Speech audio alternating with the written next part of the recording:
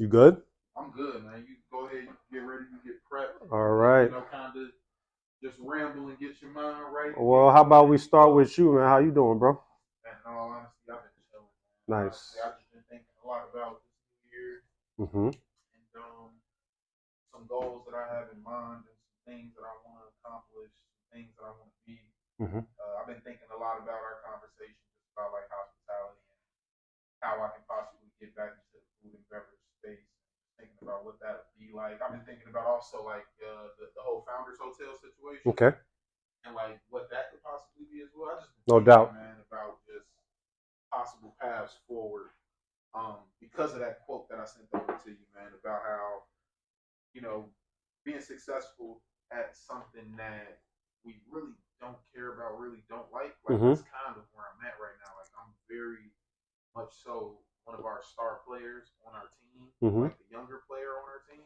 But I was also that when I was working at the mine too. Right. And we were doing amazing things.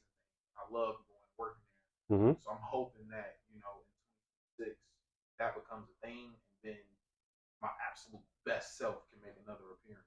Yeah. Because I feel like, I've been highly performing and performing well, but has my best self been showing up? Yeah. I don't think so. I think that only my best self is show up from somewhere that I actually enjoy being. Yeah. That's kind of one of my New Year's resolutions, man. Getting into that space where I can just be me, do me. No doubt. Contribute to something dope. So. Okay. Well, you're already doing that. Appreciate that. All right. You're already doing that. And it's funny how we project some of these thoughts and plans and goals out into the future. Yeah. And sometimes we don't realize that what we're projecting is already being embodied in our current state. And it's interesting when we get Amber Sita up on here, she's going to talk about some of those things because we had an interesting conversation where she kind of said the same thing to where, she was speaking on some of her aspirations and her goals, but then there were people outside looking at her while she was doing these things and aspiring to be where she was at. And I think she was so busy looking to the future, she was taking her present state for granted. And we've all been there. You know what I'm saying? We've all been there. But, they say think and grow rich. They don't say, they don't say work and grow rich. They don't say talk and grow rich. So the fact that this thought has been on your mind the entire time, that's going to get you where you need to be. So, all right. So we're going to switch things up for this episode. All right. My name is Boye.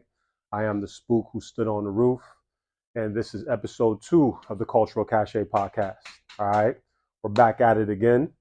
We're going to do things a little bit different this time around and do what I like to call pre-shift before we get into our guest speaker this evening or our guest, our guest this evening that we'll be interviewing. Anyone who's been in the industry knows pre-shift is a huge part of the industry. Pre-shift is where you kind of set the intentions for the day, go over the main talking points, and kind of just, put everybody in the right mind frame going into the service for the night. So we're going to do things a little bit different this episode and do our version of pre-shift where we touch on several topics that might be relevant to the current guest, but just relevant to our continuous dialogue in general that we have here on the Cultural Cachet Podcast. So this is something that I've been wanting to speak on for a while. I'm very excited to have this platform to kind of share some of these thoughts and views with you, right? A long time ago, I developed this concept called the Industry Hive Mind, okay? The Industry Hive Mind. That is the topic of today's pre-shift. I'm going to break that down to you, give you a couple of kind of anecdotes to help you highlight that concept. But this is going to be one of the many concepts that we're going to revisit in the subsequent episodes moving forward. So it's going to be a constant theme. So in the future episodes, when we revert to the Industry Hive Mind, we're just going to be building on the conversation that started today. So without further ado, let's get into it. Okay. So I told you pre-shift, Industry Hive Mind. What is the Industry Hive Mind? Okay. Well, let's start with the first part of it. What is the industry, right? The industry, as we know it at this podcast, is the hospitality industry, right? It's the backdrop that we use to set all of our examples, to build up on our conversations, and it's the industry that we all know and that we're pulling from to kind of get this information out to you. So specifically with us, we're talking about the hospitality industry, right? Hospitality is the industry. Hospitality is the industry. Right? So that's what we mean when we're talking about the industry. How are we looking? Is that coming out right on camera? Yeah. Bet. So hospitality is the industry. Furthermore, we're specifically talking about the Chicago hospitality industry, right? Like I said on the last episode, the world revolves around Chicago, right? I caught a lot of flack for saying that, but I said what I said and I'm standing on it, okay? The world revolves around Chicago. So when we give you these anecdotes from a Chicago standpoint, best believe it is applicable to every hospitality industry all around the world because it's all synonymous. So we've highlighted the industry. Now, what do we mean by the hive mind? The hive mind is a very well-known concept, right? Depending on who you are and where you're from, you might already belong to a certain hive, right? You know, we've heard of the beehive, right? A whole bunch of bees, you know, coming together to make honey, right? We know Beyonce got the beehive. We know Nicki Minaj has what does Nicki have? She's got the barbs. Yeah, The barbs, right? You know, let's go MAGA. MAGA got a hive, right? Chicago got a hive. You could break that down into different cities, I mean different neighborhoods within Chicago. But the idea of the hive and the hive mind is just kind of another way of saying groupthink. Groupthink. Okay? So it's all synonymous, right? It's all synonymous, right? In order to be part of the group, you have to be of a like mind, right? And then when people from a like mind get together, they form a hive. And this hive mind has a collective way of seeing things, a collective way of speaking, a collective way of behaving, a collective attitude, and a collective culture, so to speak. Now, you know, the interesting thing about this is that when you form a hive and you form this collective, not everything that this hive produces is going to be healthy or beneficial or um, or even progressive, right? There's usually a lot of waste produced by this hive mind. There's usually a lot of toxicity produced by the hive mind. But also, there's, you know, especially when we talk about beehives, there's a lot of honey produced by the hive mind, a lot of sweet, sticky substances that attract people here and there. So, uh, right now, we're not going to moralize too much over whether these things are good or bad. We're just going to highlight them because they are. Okay. So, that's just a brief intro to what we're about to get into. So now that we've highlighted what it means to be of a hive mind, and we've highlighted what the industry is and where we're what we're referring to, how does this manifest itself?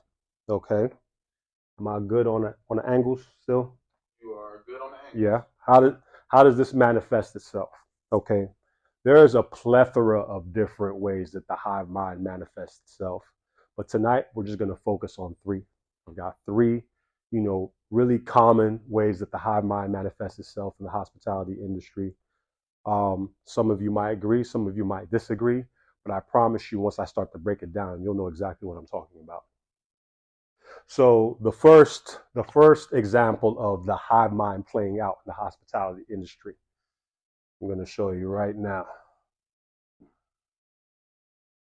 So the first example is Toxicity is the rule, not the exception.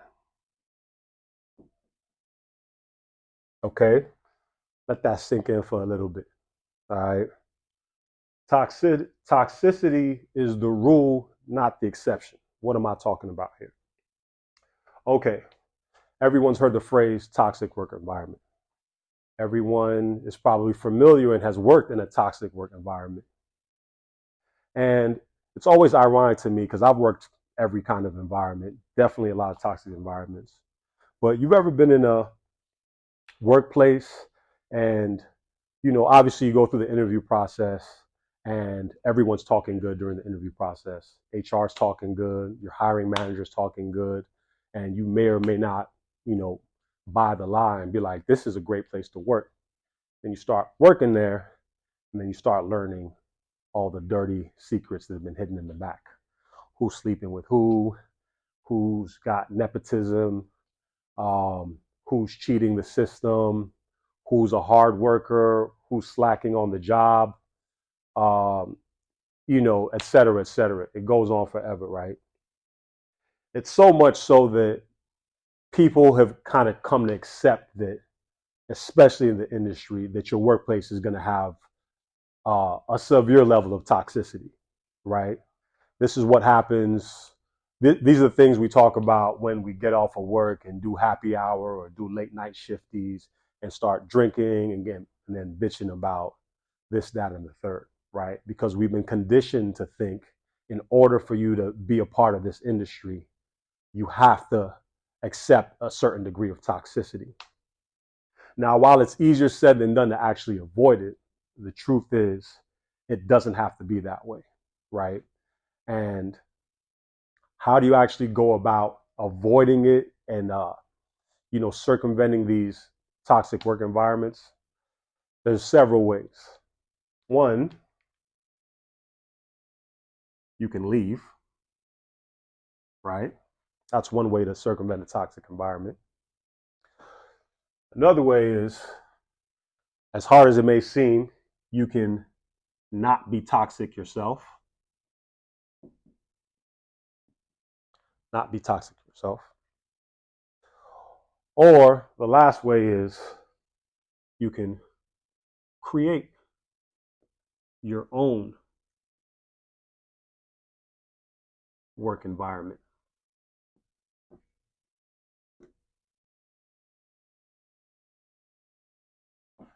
Right.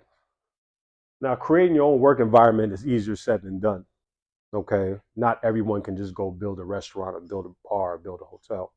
But when we talk about toxicity being the exception or being the rule and not the exception, you need to understand that we all have choices, right? And when you go into it with the mindset that you're going to have to deal with a certain level of toxicity, sometimes you find yourself either creating it, choosing it, contributing to it, or refusing to create another work environment because the industry hive mind has told you that that is the standard. Okay? I know that's a lot to digest, but I'm going to let that sink in for a little bit, keep it light, and then we're going to expound on it some more. So toxicity is the rule, not the exception. That's one of the things that the industry hive mind tells you. The other thing that it tells you is this: you are necessary, but you are also replaceable. Okay? You are necessary, but you're also replaceable. What am I talking about here? Have you ever tried to call off for a shift? Right? Try to cash in your many hours of paid time off for sick days or vacation days or personal days or bereavement day because you lost a loved one. What's the reaction usually? It's usually a sense of disappointment from your manager that you're trying to call off, right? And if you're like me, some of us don't even try to use our time off. We just thug it out, come to work every day, take no days off because we want to show that we're loyal and we want to stay employed, et cetera, right? But you got to think about it. If one of the things that they promise you and that you agree to before you start the job is that you're getting time off to go have your doctor's visit or to go mourn a loved one or just to take a personal day because you don't feel like coming to work that day, what's all this like guilt that they give you when you try to use these days off? And the truth is, they need you to come to work, right? God forbid you work in an environment where one person calls off and it throws off the whole operation. Or God forbid, even worse, that you're short staffed and you've been short staffed and there is nobody to replace you if you call off. And you know why that is? Because you're necessary, right? You're necessary to the operation. You're necessary to the bottom line. Your time, your energy, your talents, your personality, and your labor is necessary to the capitalistic system that requires the industry to function. So if you're so necessary, why do you also feel so replaceable, right? That's another trick of the hive mind, right? Everybody has to be there on time, all the time, holidays, weekends, nights, overnights, no day off. But let you actually try to exercise the right to take some time off, you're on the chopping block. That's why you've got to go through this constant mind fuck of, do I come to work or do I not go to work? If I go, I'm going to miss out on this doctor's appointment, or I'm going to miss out on this birthday, or I'm going to miss out on this concert, or whatever it is that I wanted to do to go feel good about myself. If I don't come to work, I'm going to have a bullseye on my back. And now I'm going to fall down the list of preferred employees, and my manager is going to be looking at me all crazy when I come back because I look like I'm a slacker and whatnot. So that's another byproduct of the industry hive mind, where we don't really value our employees the way we should. And we're not really honest and genuine about the purpose of PTO and the purpose of vacation days and the need to replenish and rejuvenate yourself, because the bottom line is everybody has to be there all the time and everyone is necessary. But if you don't subscribe to that, then you're replaceable. Okay. So that's part two. The industry not thank you. Industry hive mind, right? So like I said, the first part, right? Toxicity is the rule, not the exception. Right? So all kinds of toxic elements flowing through that, through the workplace. Part two, right? Everyone is necessary but replaceable. Okay, we're expounding on the industry hive mind. I'm sure there could be 21 different anecdotes that we could develop to highlight this concept. And I'm actually curious to hear from you all, right? If you can add to this narrative of the industry hive mind, put something in the comments and let me know. How do you think the industry hive mind, displays itself, and what are some of your thoughts and some of the things that we've spoken about? The last and final thing that I'm going to touch on is this. The last aspect that we're touching on regarding the industry hive mind today. Okay. Hospitality is dead, and we don't know who killed it. Right? Hospitality is dead, and we don't know who killed it. Okay. So I'm sure everyone can appreciate how weird the industry got and how weird society in general got after the pandemic, right? I often refer to it as 2020 BC. 2020 BC. You know what I'm saying? Or we'll say before COVID. Right? COVID really hit hard in Chicago and everything shut down around March, April 2020. And after the shutdown, nothing was the same, right? Nothing was the same. People weren't the same. Uh, uh, Venues didn't function the same. Nightlife wasn't the same. Hotels weren't the same. People's health wasn't the same. People's mindsets weren't the same. Everything changed instantaneously, right? And continued to go through a change the longer we sat in a lockdown, right? So I often mark this as the official time when hospitality officially died, at least hospitality as we knew it at a certain point, right? And prior to that, we'd often hear anecdotes like Gen Z doesn't want to work, or young millennials don't appreciate how things were back in the days, et cetera, et cetera.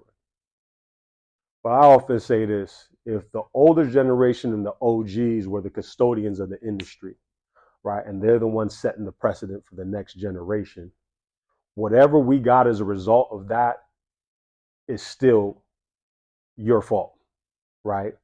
And when I say you, I literally mean you, right? Because no one person could take the blame for this by themselves, right? Everybody contributed to this. And I dare say we all contributed to this by feeding into the hive mind, right? And going along to get along and entering the industry and adopting industry values just so we can stay employed, so that we can progress, or just so we can fit in for whatever reason, pick yours. But hospitality is dead and we don't know who killed it. Now, obviously, hospitality is not dead, like for real, right? There's still plenty of venues, plenty of hotels, plenty of restaurants, not just thriving, but there's places opening up all day, every day. So I don't mean this in the literal sense, but I do mean the way it used to be practiced in the past is no longer, right? Anyone who built the industry, anyone who has worked enough venues, right, who is served or bartended for 10 plus years, especially before 2020, I can guarantee you 90% of those individuals are burnt out, right? They've either moved on to new industries, or they are still working in the industry and either hating life, or they're one of the rare people who are lucky and fortunate enough to be in an environment they actually love and enjoy, right? But most people are just dead men and women walking, right? They're just going through the motions, collecting that check, and moving on with life the best way they can. And while it would be nice for us all to love what we do for a living and get fulfillment from our jobs, I do find it ironic that we just think it's okay to put years of blood, sweat, and tears into something and uh, hate ourselves for it, right? And punish ourselves for investing all of this time and energy into it. But even that is a choice, right? Feeding into that narrative is a choice. Being a part of that hive mind is a choice, right? So it goes back to some of the things that I said before. How do you avoid falling and succumbing to this? For one, like I said, and I'll say it a little bit different, be the change you wish to see, right? As within, so without, right? If you feel that you are part of a system that is dead, that has no life, where the hospitality and the pride and the work is gone, every day you spend in that environment is a day that you agree and you choose to say that this is okay and I'm in alignment with what's happening here, right? And before you can find another alternative context, or another alternative place of work, or another alternative industry or space to be in, you have to internally make a decision that what you're experiencing is not right. And when you're part of the hive mind, you find comfort in the familiarity and comfort in the fact that everybody is doing what you're doing. So it's a false sense of security, because when you get comfortable in that hive mind, you get stuck in that hive mind.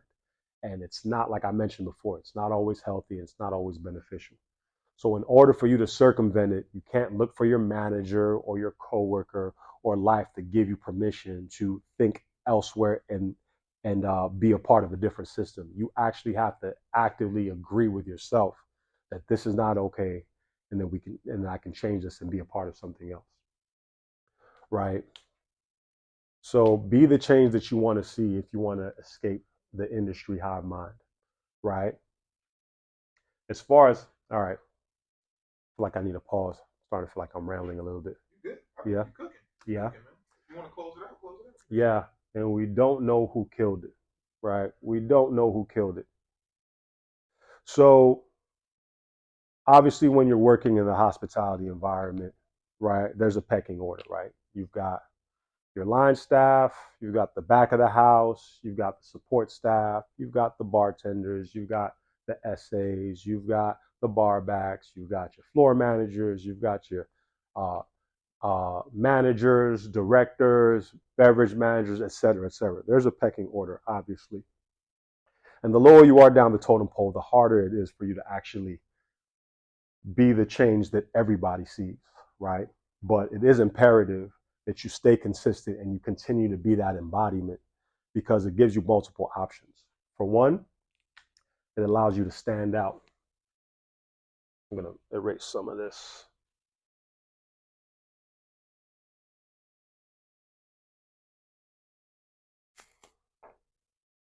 I'm going to erase the whole thing.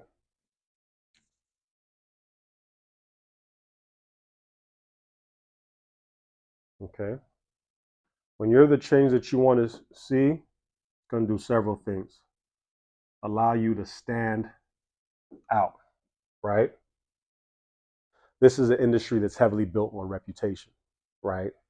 How many times have you had somebody sit at your bar or get served at your table, have such amazing experience, and they tell you that they're opening up another bar, or that they want to offer you an opportunity just because they had such a great experience being served by you or being in your presence, right? It's important that you make sure that you maintain your sense of self and sense of individuality when you're part of this hive mind situation, because in order for you to escape it, you need to maintain a sense of individuality, and you need to stand out. Okay. Let's see. So standing out is one of the ways that you escape this hive mind. Right. Like I mentioned before, standing out within the industry is another thing. Last way is to leave the industry. Right.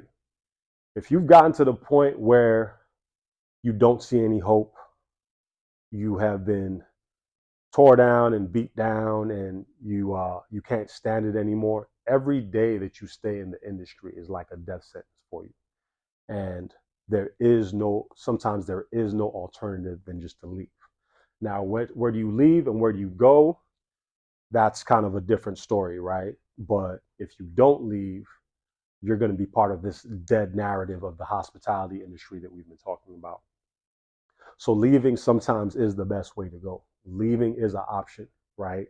You have to either pursue another passion, you will have to either find another place of work, or be a part of an industry that isn't as toxic, right? Um, and yeah, so I mean, Mace, talk to me.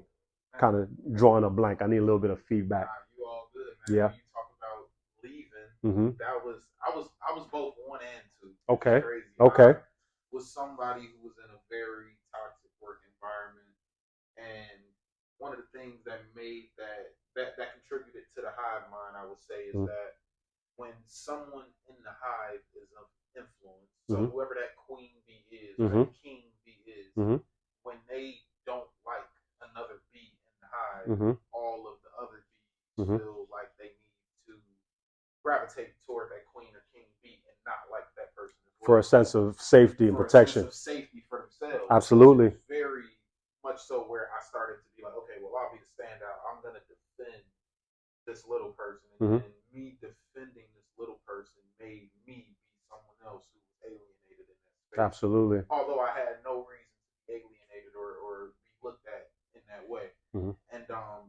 when that happened to me, I felt like that was all of the reason to leave. Because it was more so like, I'm around a bunch of people, or I'm a part of a hive that does not believe in the little guy, or does not believe in the underdog, or the new person who's here. Let's welcome them. Let's nurture them. Let's allow them to ask questions and grow with us. And when I realized that the part of the industry that I was a part of, did not consist of those type of values that I really stand on, the only option was for me to leave. So my question is, let's say you've attempted to stand out and you don't want to leave. Where do you go then? I mean, that's almost like trying to defy the laws of nature. You feel me? Yeah, if you don't want to leave, then you can't stand out. That's just how it works. Yeah. In order for you to be part of the hive, you have to adopt the hive mind, right? If you stand out, either you're going to leave or they're going to get you the fuck up out of there, right? So the whole purpose of standing out is to reject the hive, right? Sometimes we're forced to leave prematurely, right? Sometimes we're able to leave on our own terms. But if standing out and leaving the hive mind is so important to you, it's going to be difficult to maintain status and to remain in the industry unless you do this last thing. And we're going to end on this note. I appreciate you for this, sis, because you're going to help me land. Sure, man. I mean, this industry, and I'm hoping to get back into it, man, yeah. But I'm just also hoping to get back into it and introduce a lot of values that go into successful teams rather than what goes into a bunch of people going out and having a good time. Like, I think that, sometimes when it comes to the industry, the people who are at the very top don't do the best job of letting everyone know who's on the ground, boots on the ground, that you all are together. You all are a team. And at the end of the day, these are employees who are on an hourly wage. Everybody's trying to get home and get back in their bed. So it's not like everybody's on scholarship and you can convince them that they're a team. It's like, you got to take care of people in a way that makes them want to take care of you and what it is that you're fighting for and what your business is. But also, I also believe that when it comes to people just working together, like Bottle Girls actually is the perfect example. Like, when it comes to certain venues, let's say it's about 5 Bottle Girls, in some cases they're in competition with each other, but I don't think bottle servers always know that if they work together, they get paid more. Well, that's a whole nother, tangent that we can go on. Oh yeah, and especially when you start talking about tip pool versus everyone keeping their own tips, versus bottle girls versus traditional servers. All these things affect